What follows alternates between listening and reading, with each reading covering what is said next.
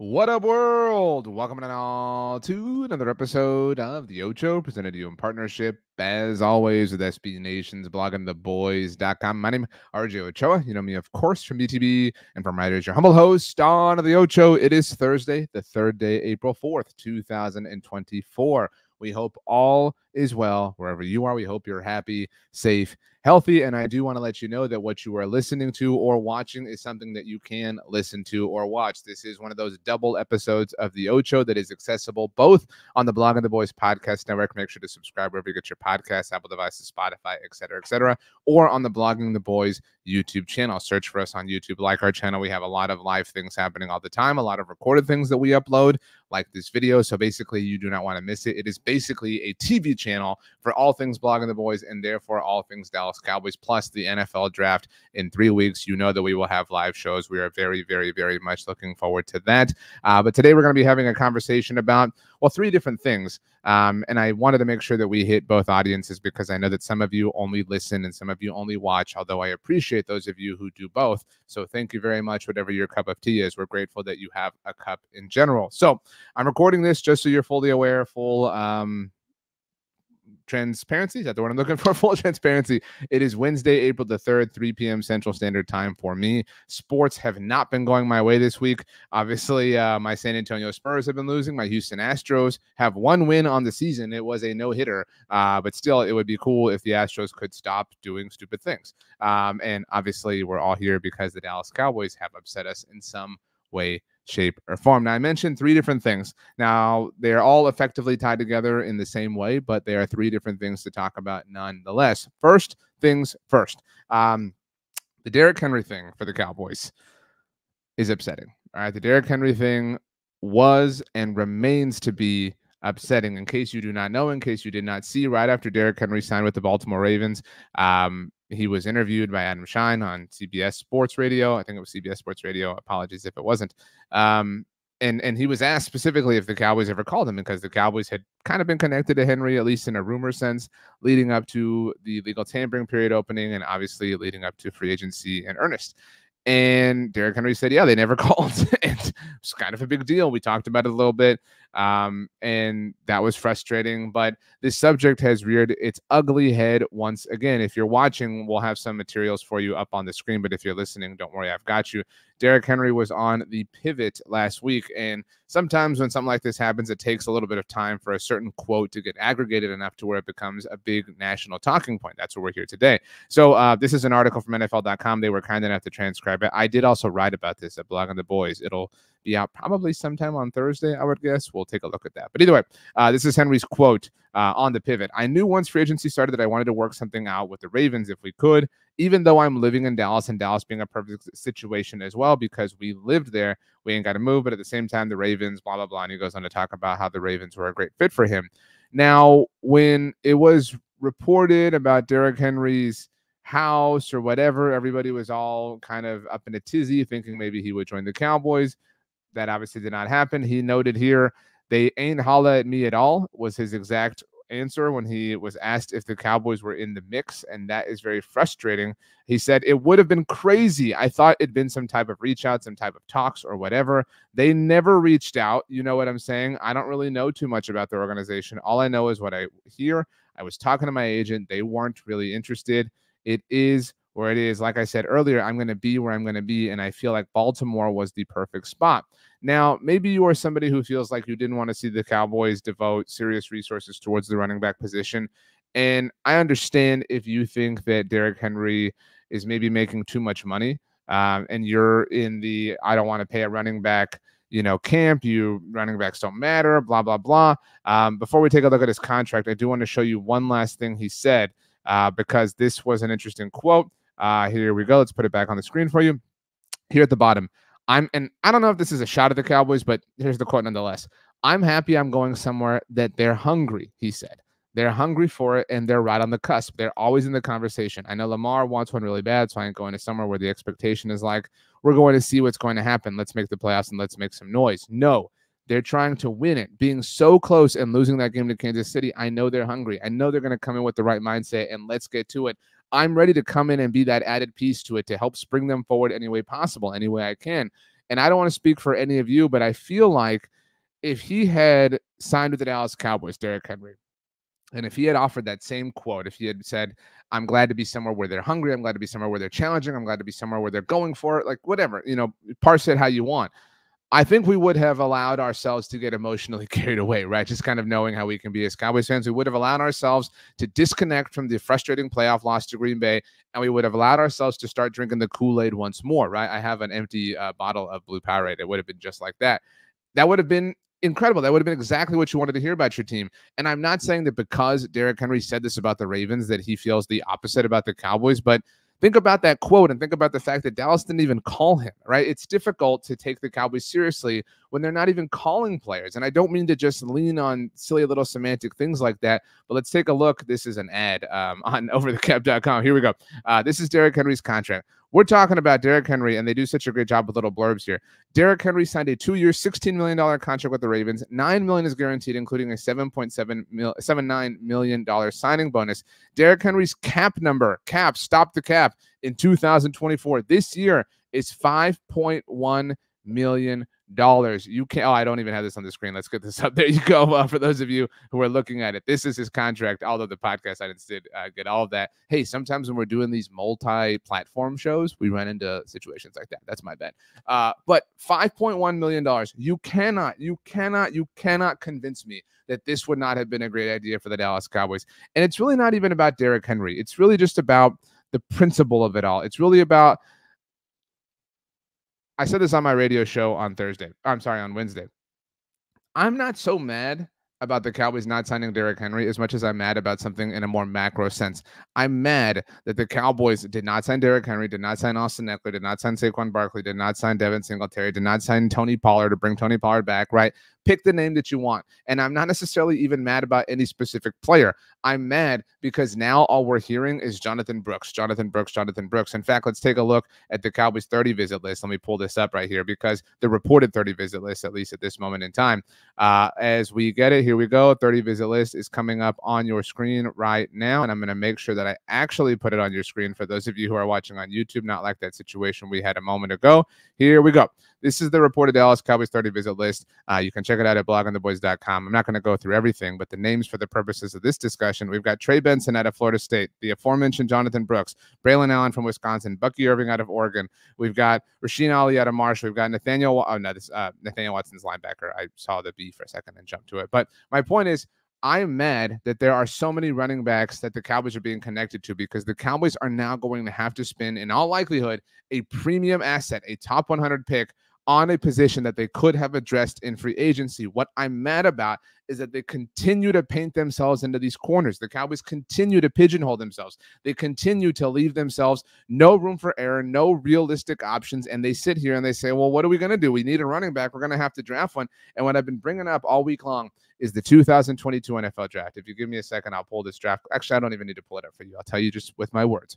In 2022, 2 years ago, we all killed the Cowboys, and they won 12 games. I want to be very clear about that. But we killed them, and we were wrong. Fine, enjoy it, Cowboys, whatever. But that came at a price, us being wrong, because now the Cowboys think that they're always right. The Cowboys notably cut Lyle Collins. They notably traded away Amari Cooper. They notably missed out on Randy Gregory with that whole fiasco in the Denver Broncos. And you can look back on that and say that the Cowboys were right to move on from Lyle and the Cowboys were right to move on from Randy Gregory. Nobody can tell me they were right to move on from Amari Cooper. But they made those three decisions. They purposefully departed from those three players. Their first three picks in the 2022 NFL draft were Tyler Smith, not their literal Lyle replacement, but you get the point in that he was their effective tackle, lineman, whatever replacement. You get the point. Tyler Smith effectively replaced Lyle Collins. Second round pick, Sam Williams replaced Randy Gregory. Third round pick, Jalen Tolbert replaced Amari Cooper. And then they came out and tried to tell us that they drafted exclusively based off of the best player available principle, that they got so lucky that the best player available mindset just happened to coincidentally line up with their exact positional needs. And if the Cowboys do draft Jonathan Brooks in the second round this year, like a lot of people think that they will, I'm not willing to go that far yet myself, we will have to put up with and hear how he was the best player available, how he would have been a first round pick if not for the injury, blah, blah, blah. And that's what upsets me. That's what I'm mad about, that they continue to put themselves in situations where they feel like that is the best course of action raise the floor, take care of problems before they become problems. Kind of like the way the Cowboys re-signed Chuma Edoga on Wednesday. I don't have a problem with Chuma Edoga. I feel badly for him that because of the toxicity that is surrounding this team, that his returning to the team is met with such consternation. But that's the kind of move we like to see. We like to see you saying, you know what? We want to have some depth. We want to have an option. We want to have a body there. Let's go bring back Chuma Edoga. Well done. You get an attaboy. You get some claps for that. But you should have done that at all of these positions, at tackle, starting tackle, at center, at running back. You've left yourself way too thin at so many important positions that now you're going to have to draft based on need.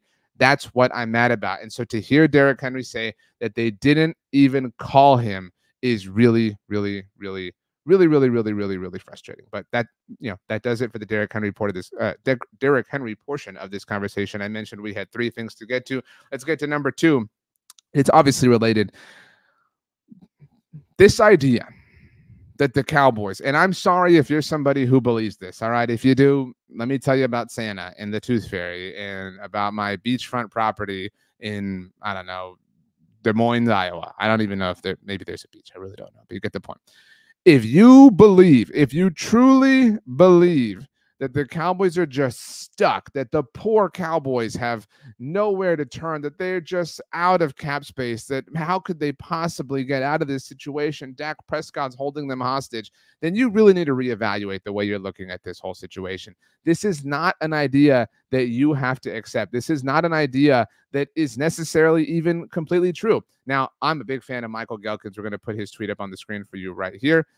Here it is right now. There we go.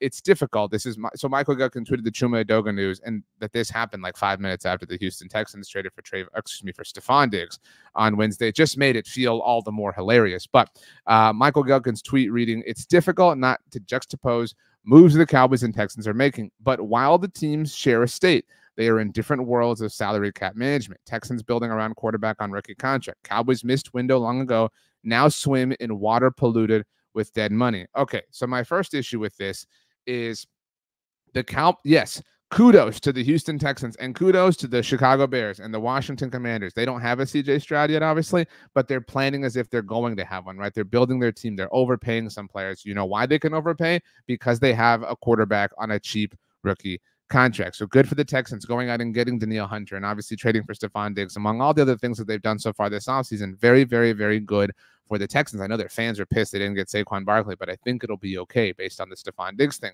That being said, the Cowboys did not even do this. If we were 5 years removed at this point in time from the Cowboys looking at Dak Prescott's 4th-round rookie contract and saying, man, we went all in. We really tried to just make these big swings and sign these big contracts and bring in these big-time players. They didn't even do that. And if you want to tell me that they were dealing with the Tony Romo contract and the Tony Romo dead money because of his retirement, then you're committing the same crime, because it was the Cowboys who chose to make him a post-June 1st cut after he retired in the 2017 offseason. It was the Cowboys who chose to not do anything. We have seen team after team after team, time after time after time in the new modern era, which is post the 2011 CBA, do everything in their power to manipulate the rookie quarterback contract to their ultimate advantage. Every single one of them has tried this, except for the Dallas Cowboys. And here's the thing, CJ Stroud it was a top pick, right? Like, he was not the number 1 overall pick, but he was basically the number 1 overall pick. And the Texans are still finding a way to build around his cheap contract because it is cheap relative to what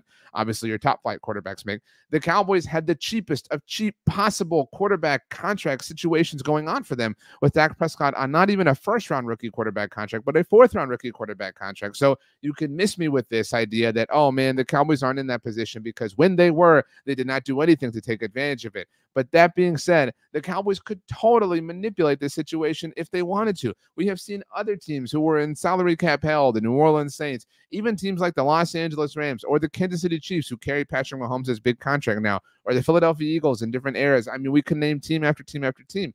The New York Jets now with Aaron Rodgers, whatever. We have seen different teams find ways because they want to pursue something in that given moment in time. We have seen teams show an actual disposition and an attitude of aggression relative to roster construction. We have not seen that from the team, and we gave them their flowers. The idea that we're just being harsh graders is completely and totally wrong. Last year, we gave them their props when they sent 5th-round draft picks to the Colts and to the aforementioned Texans for Stephon Gilmore and for Brandon Cooks. Where are those moves now? Where is that mentality? Where is that hunger? Where is that drive? We are not seeing it. It looks and feels and smells like a team completely and totally fine to rest on their laurels for whatever reason that I cannot possibly imagine. So do not fall for this. They are not stuck. They just do not want to do anything. And that's really unfortunate for you and me because we're the people who want to root for this team. But that being said, I have one more thing to bring up. And I tried to structure these in ways that I thought would upset you the least at the beginning and potentially the most at the end, because I thought we could then kind of hug it out and be cool.